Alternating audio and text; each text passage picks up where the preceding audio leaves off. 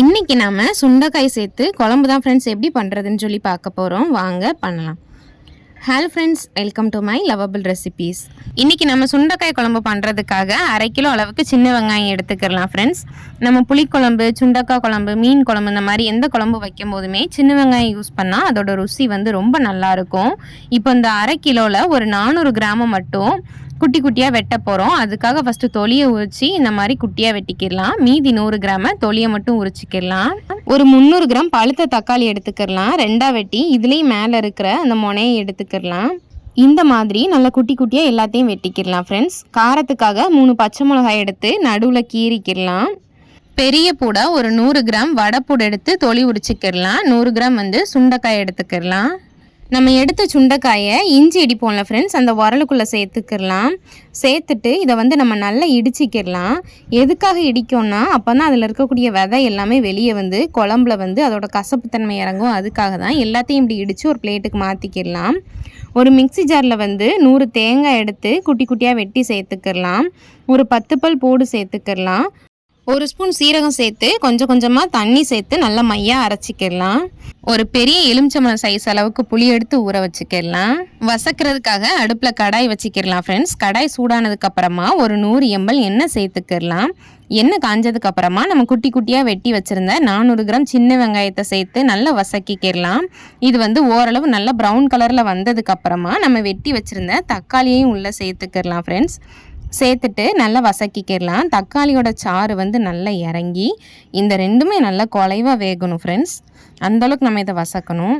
பாருங்கள், இந்தளவுக்கு நல்லா வசங்கினதுக்கப்புறமா இதை ஆற வச்சு நல்லா அரைச்சிக்கிடலாம். இந்த மாதிரி அடுப்பில் மறுபடியும் கடாய் வச்சு அதே மாதிரி ஒரு 100 ml எண்ணெய் சேர்த்துக்கிடலாம் ஃப்ரெண்ட்ஸ்.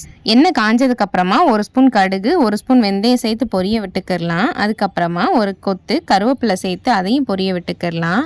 கருவேப்பிலை பொரிஞ்சதுக்கு அப்புறமா 100 சின்ன வெங்காயத்தில் தொலி மட்டும் உரிச்சிருந்தோம்ல ஃப்ரெண்ட்ஸ், இப்போ அந்த வெங்காயத்தை உள்ளே சேர்த்துக்கிடலாம். 100 கிராம் பூடு சேர்த்துக்கிடலாம். இடித்த சுண்டைக்காயை சேர்த்து இந்த 3ஐயுமே நல்லா வசக்கிக்கிடலாம். அல்சர் பிரச்சனை இருக்கிறவங்க, அதுக்கப்புறம் சுகர் இருக்கிறவங்களாம் இந்த சுண்டைக்காயை குழம்பா வச்சு சாப்பிட்றது ரொம்ப நல்லது. பாருங்கள் ஃப்ரெண்ட்ஸ், இந்தளவுக்கு வசக்கினதுக்கப்புறமா இதை தனியாக எடுத்து வச்சிடலாம். இப்போது நம்ம ஒரு பேஸ்ட் அரைச்சி வச்சுருந்தோம்ல, அதை அடுப்பில் வச்சிடலாம். குழி கரண்டிக்கு 1.5 கரண்டி குழம்பு மசாலா பொடி எடுத்துக்கிடலாம் ஃப்ரெண்ட்ஸ். ஸ்பூன்னா ஒரு 5 ஸ்பூன் சேர்த்துக்கங்க. சேர்த்துட்டு இதை நம்ம நல்லா மிக்ஸ் பண்ணிக்கிடலாம். அடுப்பை லோ ஃப்ளேம்லேயே வச்சுக்கிடலாம். ஒரு 2 நிமிஷம் இதை நம்ம நல்லா மிக்ஸ் பண்ணிக்கிடலாம் ஃப்ரெண்ட்ஸ். இப்போது நம்ம கொஞ்சம் போல் தண்ணி சேர்த்துக்கிடலாம். இந்த குழம்புல நம்ம முருங்கைக்காய் போட்டு வச்சா ரொம்ப நல்லாயிருக்கும். நான் இன்றைக்கி ஒரு முருங்கைக்காய் எடுத்து துண்டு துண்டாக வெட்டி உள்ளே சேர்த்துக்கிறேன்.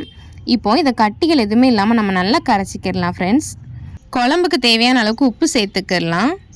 நம்ம ஃபஸ்ட்டே ஒரு தாளிப்பு கொடுத்து சின்ன வெங்காயம், வெள்ளைப்பூடு, சுண்டைக்காய்லாம் சேர்த்து நல்லா வசக்கி வச்சுருந்தோம்ல, இப்போ நம்ம அதை உள்ளே சேர்த்து நல்லா மிக்ஸ் பண்ணிக்கிடலாம்.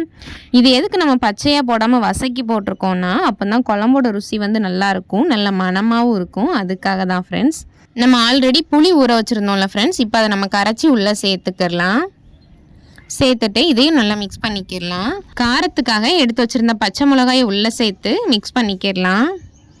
இப்போது அடுப்பை ஹை ஃப்ளேமுக்கு மாற்றிக்கிடலாம் ஃப்ரெண்ட்ஸ். மாற்றிட்டு இதோட பச்சை வாசனைலாம் போய் காய்கறி எல்லாம் வெந்து குழம்பு நல்லா கொதித்து சைடில் நல்லா எண்ணெய் பிரிஞ்சு வரணும் ஃப்ரெண்ட்ஸ்.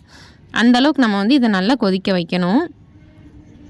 பாருங்கள் ஃப்ரெண்ட்ஸ், குழம்பு நல்லா கொதிக்க ஆரம்பிச்சிருச்சு. இந்த மாதிரி சுண்டைக்காய் குழம்புலாம் உடம்புக்கு ரொம்ப நல்லது ஃப்ரெண்ட்ஸ். அதனால் இதை நம்ம சாப்பாட்டில் மாதத்துக்கு 2 தடவையாவது எடுத்துக்கணும். இப்போது நம்ம அரைச்சி வச்சுருந்த தேங்காய் பேஸ்ட் இருக்குல்ல ஃப்ரெண்ட்ஸ், அதை இந்த ஸ்டேஜில் உள்ளே சேர்த்துக்கிடலாம். சேர்த்துட்டு நல்லா மிக்ஸ் பண்ணிக்கிடலாம். தேங்காய் சேர்த்துட்டு ரொம்ப கொதிக்க வைக்கக்கூடாது ஃப்ரெண்ட்ஸ். ஒரு 5 நிமிஷம் மட்டும் அடுப்பில் இருக்கட்டும். பாருங்கள், ஓரளவு நல்லா கொதி வருதில்ல, இந்த ஸ்டேஜில் அடுப்பை ஆஃப் பண்ணிடலாம் ஃப்ரெண்ட்ஸ். ஆஃப் பண்ணிவிட்டு ஒரு 20 நிமிஷம் கேப் விட்டதுக்கப்புறமா இதை நம்ம சர்வ் பண்ணிடலாம் ஃப்ரெண்ட்ஸ். இதோட டேஸ்ட் சூடான சாதத்தில் போட்டு விரவி சாப்பிட்டோன்னா ரொம்ப சூப்பராக இருக்கும் ஃப்ரெண்ட்ஸ். எல்லாருமே விரும்பி சாப்பிடுவாங்க. இதே மாதிரி ட்ரை பண்ணிவிட்டு உங்களோட ஃபீட்பேக் என்னோட ஷேர் பண்ணுங்கள் ஃப்ரெண்ட்ஸ். இந்த வீடியோ பிடிச்சிருந்ததுன்னா லைக் பண்ணுங்கள். இந்த லிங்க் உங்கள் ஃப்ரெண்ட்ஸ் கூட ஷேர் பண்ணுங்கள். மறக்காமல் உங்கள் பொண்ணான கையெல்லாம் நம்மளோட சேனலை சப்ஸ்கிரைப் பண்ணிக்கோங்க ஃப்ரெண்ட்ஸ். தேங்க்யூ.